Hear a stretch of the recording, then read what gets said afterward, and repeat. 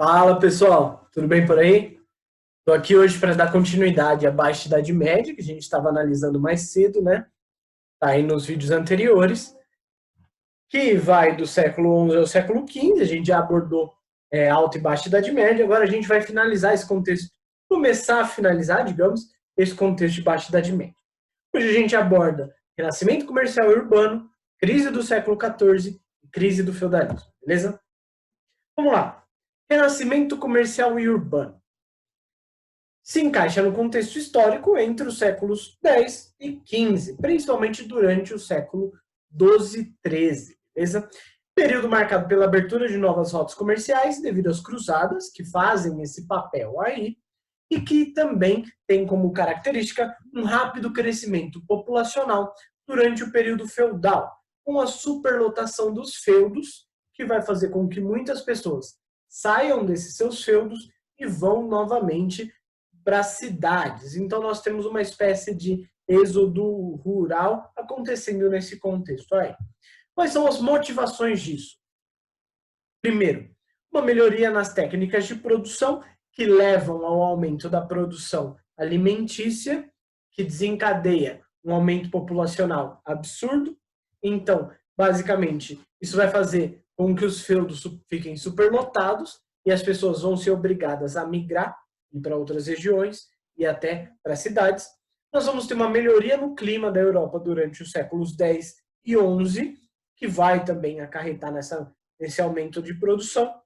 Nós temos uma fuga da exploração feudal devido às obrigações servis, e a gente vai visualizar até o final dessa aula que durante o Renascimento comercial e urbano, nós estamos tendo também a crise do século XIV lá no final, que vai fazer com que essa exploração feudal aumente, se desenvolva ainda mais. A gente vai abordar isso com calma.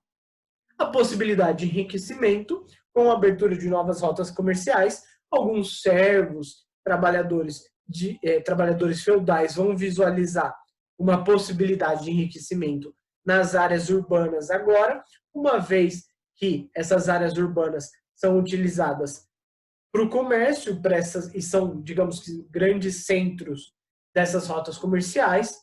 Então, vai fazer com que as pessoas visualizem a vida urbana com novos olhos. E nós temos a criação das ligas comerciais, como a Liga Genovesa, a Liga Veneziana e a Liga Hanseática, que vai controlar o comércio nesses contextos específicos. A Genovesa, comércio marítimo junto com a veneziana, marítimo mediterrâneo, e a Liga Hanseática, o comércio principalmente do norte da Europa, mas as regiões da Europa Central, certo? Vamos lá.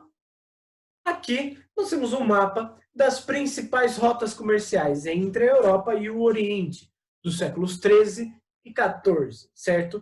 Então a gente pode visualizar aí os principais produtos vendidos pelo Oriente para o Ocidente, os principais produtos, digamos que marcam esse contexto de renascimento comercial e urbano, sendo a Rota da Seda a principal e mais utilizada para fornecimento dos produtos orientais para o Ocidente e o fornecimento dos produtos ocidentais para o Oriente, certo? É importante nós citarmos aqui que, principalmente, as cidades da região do Sacro Império Romano Germânico, onde hoje se encontra a Alemanha, vão ser um importante centro comercial neste contexto, e principalmente o Império Bizantino com Constantinopla. Império Bizantino esse que tem o seu auge durante esse período, claro, deixando de lado um pouquinho o governo Justiniano lá atrás, mas que marca o seu auge durante esse período, principalmente porque demonstra um modo de vida mais urbano e que enriquece com o comércio, uma vez que é o principal ponto de ligação entre Ocidente e Oriente, mas que também é alvo de ataques de todos os povos desse contexto aí, dessas localizações próximas a Constantinopla e ao Império Bizantino, certo? E é importante nós citarmos que Veneza e Gênova crescem também e ganham mais poderio financeiro e comercial exatamente nesse contexto de renascimento e se tornam, digamos que, centros comerciais importantíssimos que, digamos que duram até os dias de hoje, frente ao mar Mediterrâneo aí, nesse comércio mediterrâneo, certo? Bem, nesse contexto histórico, as cidades elas voltam a ser alvo de vivência, levando à decadência do regime feudal. Nós temos, nesse contexto de renascimento comercial urbano, a formação dos burgos e o surgimento de uma nova classe social, a burguesia. Os burgos eram locais destinados ao comércio e a vivência dos comerciantes ou burgueses, geralmente um local fortificado. Então, algo próximo da, digamos que fisicamente próximos aos feudos. Então, um local fechado por fortificações, onde, digamos que, aparência próximo de uma fortaleza, onde os comerciantes viviam e praticavam o comércio, as relações comerciais. E a burguesia era a classe social composta de comerciantes que passam a ganhar poder econômico durante o renascimento comercial urbano. Então, é uma nova classe social que surge nesse contexto, uma vez que ela não existia anteriormente, é uma classe apenas de comerciantes que vai enriquecer fazendo frente à nobreza, certo? E que muitas vezes, do contexto pós-renascimento comercial urbano em diante, vai ser confundida com a nobreza até o contexto lá de Revolução Francesa. É importante nós citarmos que essa burguesia, até o século XVIII, final do século XVIII, ela não tem poder político. Então, ela só vai adquirindo poder econômico ao longo do tempo, mas luta pelo poder político a partir do iluminismo mais tarde. Vamos lá. Fred. Dando continuidade a isso, nós temos a imagem aqui de um burgo, lá na França, na região da França, né? Um burgo esse que vocês podem visualizar que é uma região fortificada, em que existia, digamos, em que as pessoas praticavam as relações comerciais dentro desse burgo, e que era destinado à vivência dos burgueses também, então dessa classe de comerciantes. Beleza? Bem, esse renascimento comercial e urbano, ele vai levar ao surgimento das corporações de ofício, que vai diversificar as atividades econômicas nesse contexto histórico em diante, desse contexto histórico em diante, certo? As corporações de ofício, que são associações de regulamentação de atividades, que é composta por uma hierarquia interna dividida entre mestres, oficiais e aprendizes. Por exemplo, você quer se tornar, por exemplo, um ferreiro. Você entra em uma corporação de ofício para ter, digamos que, o aprendizado para se tornar um ferreiro. Em primeiro momento, você vai ser considerado um aprendiz de ferreiro, passando a oficial e, por último, mestre, desenvolvendo essa profissão e ensinando essa profissão para outras pessoas. Então, essas corporações de ofício, elas vão ter origem durante o renascimento comercial e urbano, e ela vai também diversificar as atividades econômicas. É exatamente a partir da criação das corporações de ofício que vão existir novos ofícios, novas atividades, novos, digamos que, trabalhos para as pessoas no contexto urbano, então nas áreas urbanas, certo? Além disso, o renascimento comercial e urbano vai motivar e vai levar ao surgimento das feiras medievais, com destaque as feiras de Champagne na região da França, a feira de Flandres, também na região da França, e as feiras de Gênova e de Veneza, né? Sendo importantes centros comerciais franceses, italianos e do Sacro Império Romano Germânico também, dentro desse renascimento comercial, com o comércio sendo novamente, digamos que, o motor de um reino. Mais tarde, vai dar início às monarquias modernas, que vai ser também o motor dessas monarquias modernas, desses estados modernos. É importante nós citarmos que a região de Champagne, por exemplo, na França, ela se desenvolve nesse contexto exatamente por causa das feiras que lá aconteciam. Feiras essas que eram basicamente grandes reuniões de comerciantes que vendiam seus produtos vindos de diversas partes do mundo. Então, seda vinda do Oriente, da Índia e da China, algodão vinda do Oriente, pau-brasil vindo do Oriente, diversas matérias, matéria-prima vindas da África e assim por diante, certo? Os tapetes da região da Pérsia, da Turquia, enfim, os mosaicos bizantinos e assim por diante.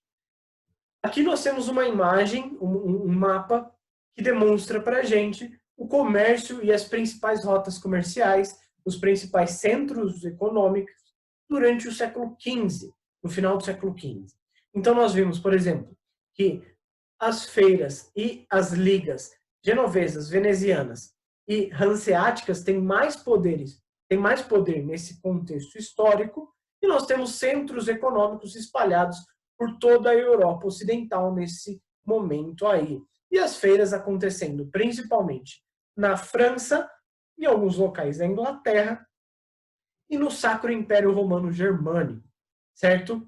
E que nos demonstra também as rotas comerciais ligando o Oriente ao Ocidente, sendo que a Constantinopla, principalmente, e Antioquia, Acre e Alexandria eram importantes centros comerciais de vinda, digamos que, de comercialização de coisas vindas do Oriente, da Índia e da China, certo? E na região norte, Novgorod, Estocolmo, sendo locais específicos para mercantilização dos objetos mongóis e da Sibéria. Então, de hoje, das localidades aí do norte da Ásia e da Rússia, beleza? Bem, além disso, nós chegamos à crise do século XIV.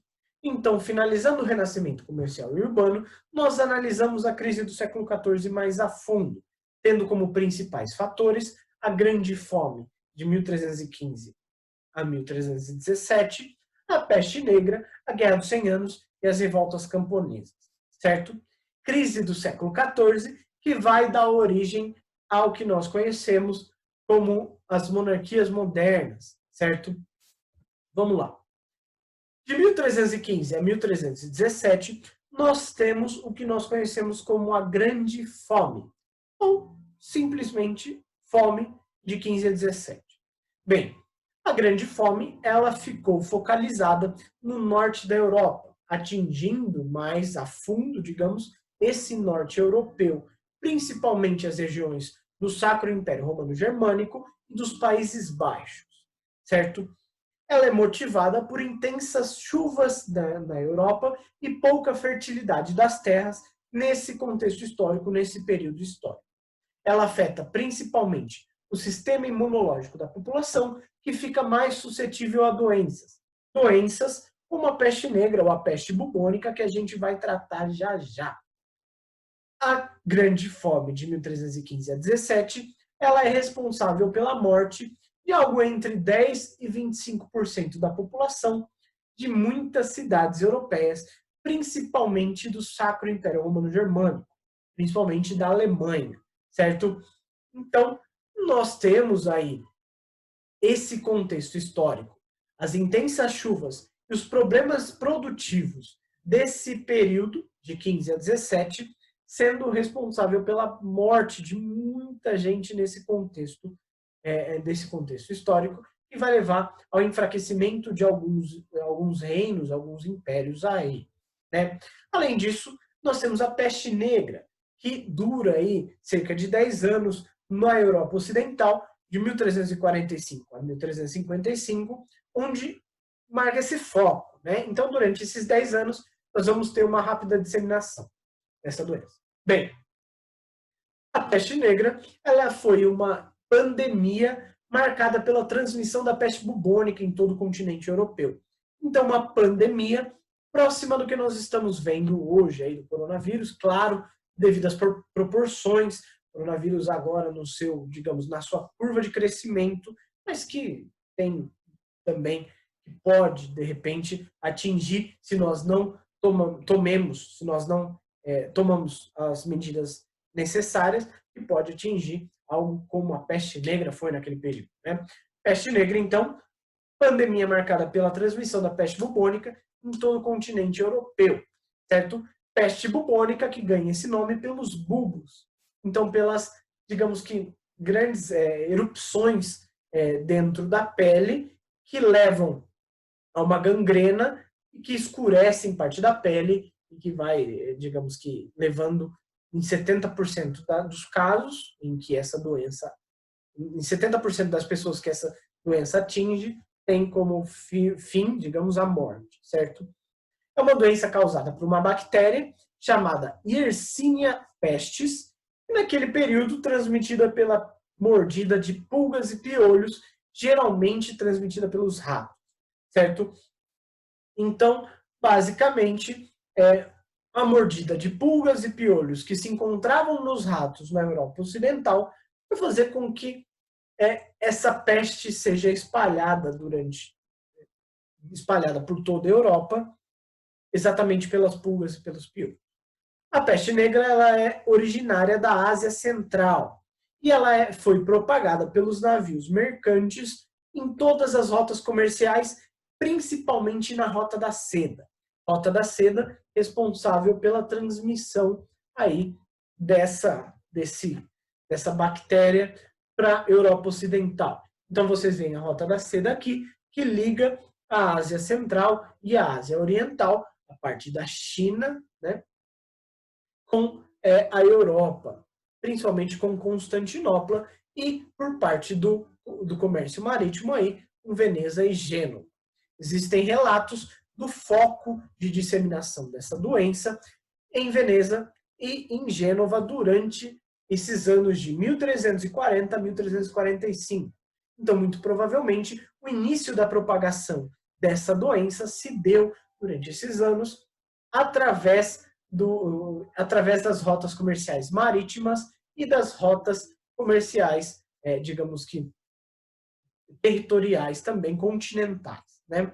Bem, a fome e os hábitos de higiene daquele período específico contribuíram para a rápida disseminação da doença, principalmente os hábitos de higiene, uma vez que nós não tínhamos o costume até então, ou melhor dizendo, os europeus não tinham o costume até então, de ter todos os hábitos que nós temos hoje, por exemplo, de lavar as mãos, de tomar vários banhos ao dia, ou de escovar todos os dentes todos os dias, de sepultar todas as pessoas que morriam, enterrar em caixões e assim por diante, esterilizados.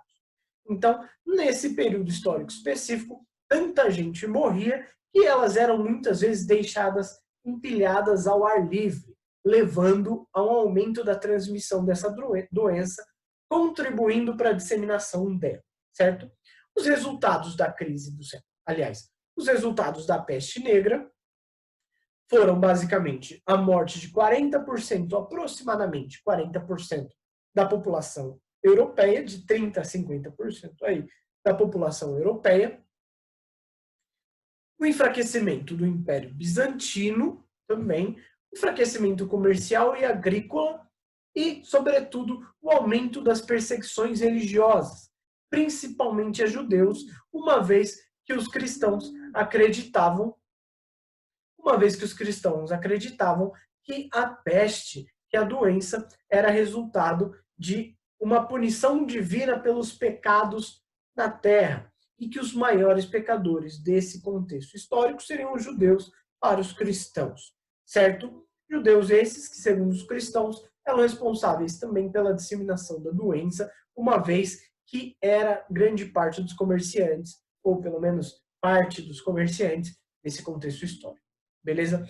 Bem, além disso, nós temos aqui uma imagem demonstrando essa peste negra. Então, para a gente ter uma ideia da dimensão, da quantidade de mortos em que ela deixou e principalmente do caos que ela propagou durante esse contexto histórico. É importante a gente dizer que nosso próximo assunto, por exemplo, a Guerra dos 100 Anos, ela foi paralisada diversas vezes, inclusive durante a Guerra Eduardiana, na Era Eduardiana, uma das fases da Guerra dos 100 Anos, ela foi paralisada exatamente por causa da peste negra. Então, ela, digamos que, representa uma grande quantidade de mortes que faz com que nós tenhamos a diminuição populacional de toda a Europa Ocidental, certo? Bem, aqui eu coloquei para vocês um mapa de contágio dessa peste negra na Europa, demonstrando para a gente as principais áreas afetadas por ela. Lembrando que ela tem início nas áreas orientais, pegando principalmente Constantinopla e a Itália, a Península Itálica, com Gênova, Veneza e a França, com as rotas comerciais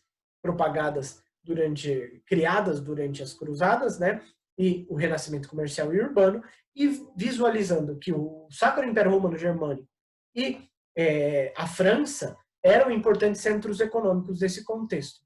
Então, basicamente, a doença ela veio da parte da Ásia Central e foi se propagando de acordo com as rotas comerciais. As pessoas, elas, digamos que eram infectadas pela doença e levavam essa doença adiante, através das pulgas, através dos piolhos, levavam essa doença adiante através das rotas comerciais, propagando, digamos, uma das primeiras pandemias da história aí, exatamente porque nós já temos um contexto um pouco do início da globalização, certo? Claro que não é globalizado ainda, mas centralizado entre Europa, Ásia e África, certo? Então nós temos essa globalização, essa pandemia alcançando grande parte da população europeia, asiática e africana, não grande parte, mas do norte da África sim, certo? Bem, a Guerra dos 100 Anos, ela vai de 1337 a 1453 d.C. E é uma série de conflitos entre ingleses e franceses em território francês pela sucessão do trono da França. Bem, por quê? Nós tínhamos, então, uma rainha francesa nomeada Isabel da França e seu filho, Eduardo III, ele era rei da Inglaterra e seus avós eram franceses, ex-reis e príncipes franceses, certo? Quando seu pai morre, quando o rei francês morre, Isabel da França vai nomear seu filho, Eduardo III, rei da Inglaterra, como novo rei da França. A população francesa não aceita isso e coloca uma nova linhagem, uma nova dinastia no poder, a Casa de Valois, certo? Frente a isso, durante um curto período de tempo, digamos, a coroa britânica, a coroa inglesa, ela aceita a Casa de Valois como, digamos, detentora do poder. Porém, com o passar do tempo, ela, digamos que decide se virar contra a França e dá início à Guerra dos 100 Anos. Essa guerra ela é dividida em 3 fases distintas, separadas por tréguas. Em primeiro lugar, nós temos a Guerra da Era Eduardiana, que vai de 1337 a 1360. Nós temos um período de trégua de 9 anos, levando à Guerra Carolina, que dura 20 anos até 1389. Depois disso, nós vamos ter a Guerra de Lancaster, de 1415 a 1453.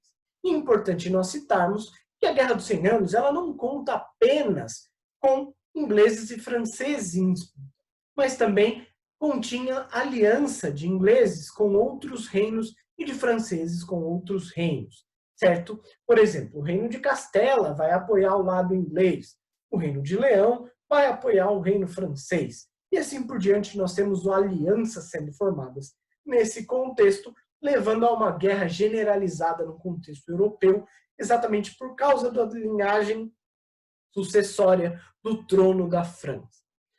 Tem como desfecho a vitória da França e uma consequente centralização política francesa, dando origem ao Estado moderno francês, ou à monarquia francesa, certo? Além disso, nós temos uma diminuição demográfica, um enfraquecimento de ambos os reinos, o reino francês e inglês nesse contexto, e a desintegração do feudalismo, uma vez que nós temos a centralização do poder posteriormente à Guerra dos 100 Anos, tanto na França quanto na Inglaterra mais tarde, com Henrique VIII e Elizabeth I, certo? Enfim, isso marca a desintegração e a decadência do feudalismo nesses 2 locais específicos, mas que leva também a uma desagregação do feudalismo em todo o contexto europeu, certo? Aqui nós temos uma imagem demonstrando um pouquinho das tropas britânicas durante essa Guerra dos 100 Anos. O que nós podemos visualizar e que é importante de citarmos nisso aqui? Vocês podem visualizar que cada soldado, nessa imagem específica aqui, cada soldado tem uma vestimenta distinta. O que isso significa? Isso significa que a Guerra dos 100 Anos ela foi marcada pela união de diversos feudos e de senhores feudais sob liderança da coroa de determinado local. Por exemplo, aqui especificamente falando dos ingleses, nós temos tropas de senhores feudais vindos de diversos locais do mundo que eram, digamos, privilegiados nesse contexto ou que defendiam Eduardo III no começo e que defendiam, digamos que, o reinado inglês durante a Guerra dos 100 Anos.